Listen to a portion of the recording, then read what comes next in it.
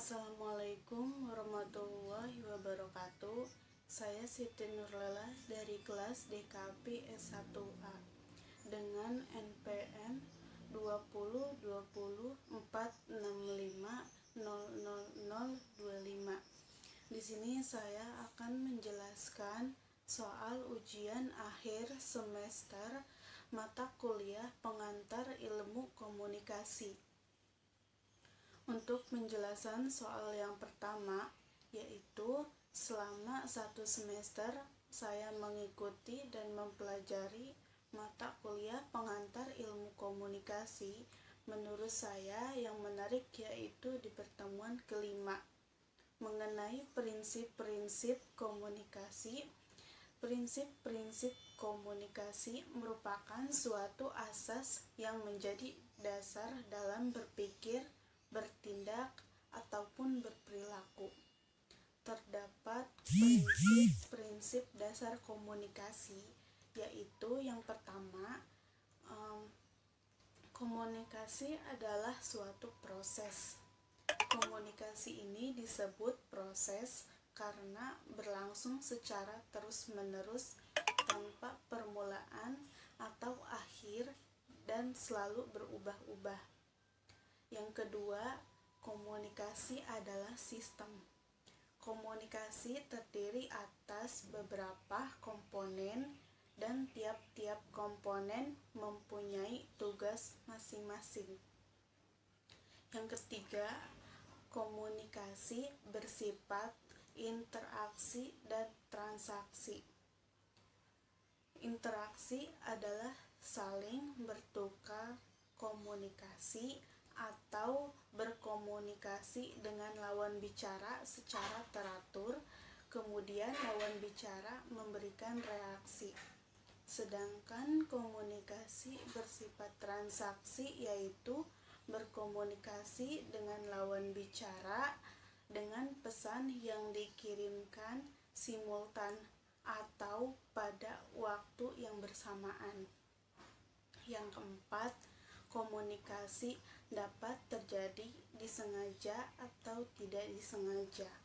Komunikasi disengaja dapat terjadi bila pesan yang disampaikan kepada komunikasi karena memiliki makna tertentu. Sedangkan komunikasi tidak disengaja terjadi karena pesan yang tidak disengaja dikirimkan atau dimaksudkan kepada orang tertentu untuk menerimanya. Selanjutnya ada etika komunikasi.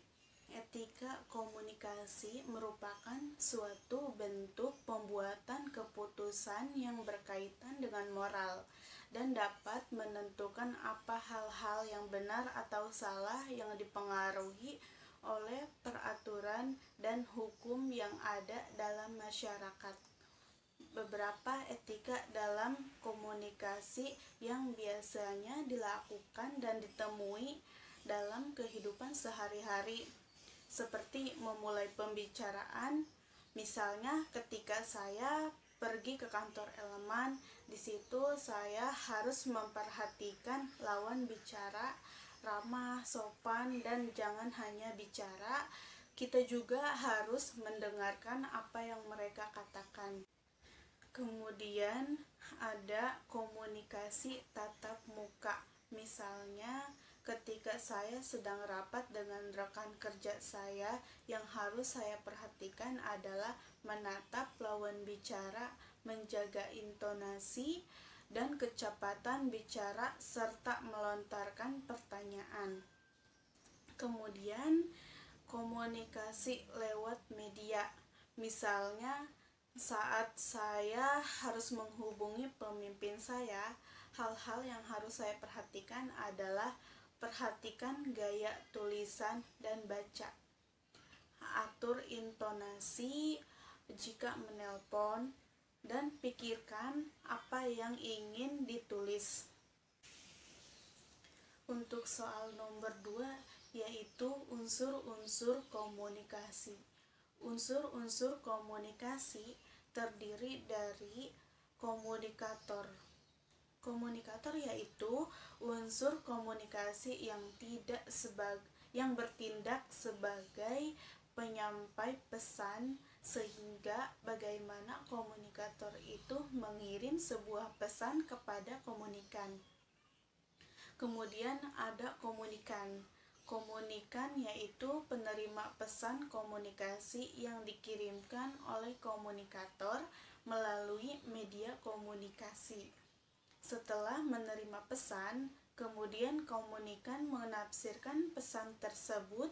Suatu pesan yang disampaikan komunikator harus mudah dimengerti dan mudah tersimpan di dalam pikiran penerima pesan. Selanjutnya dapat dimaknai secara benar bila penerima pesan benar-benar telah memahami isi pesan yang dimaksud.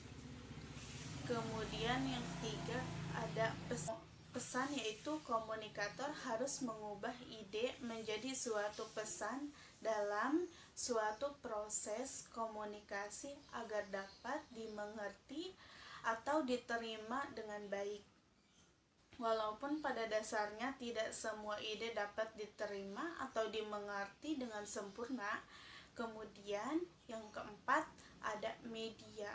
Media yaitu sarana atau saluran yang digunakan untuk menyampaikan pesan oleh komunikator kepada komunikan.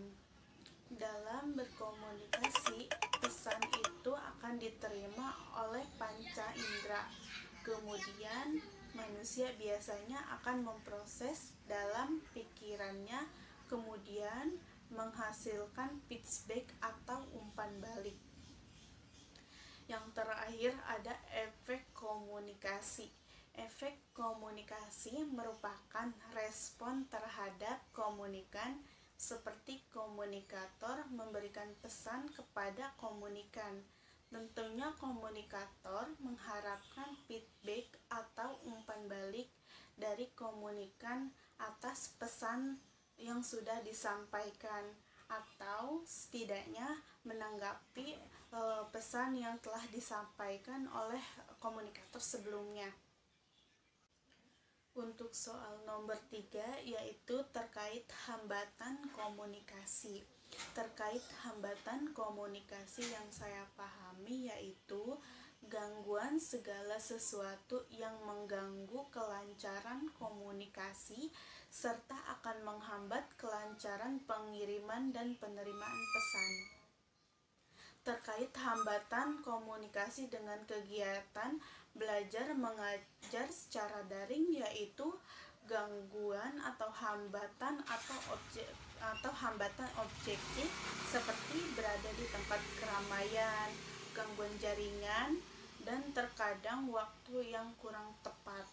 Untuk soal nomor 4 terkait unsur-unsur komunikasi yang saya buat, sebelumnya saya akan memperlihatkan hasil karya saya.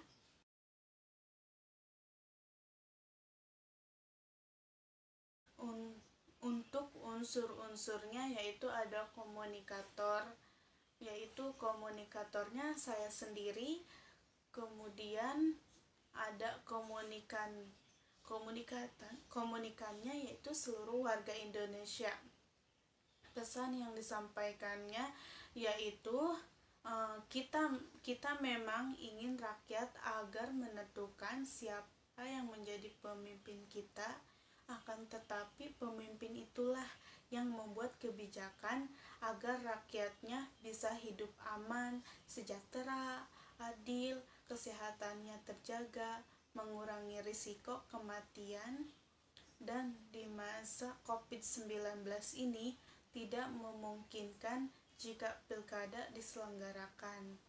Dikhawatirkan akan ada klaster penularan COVID-19 semakin meningkat.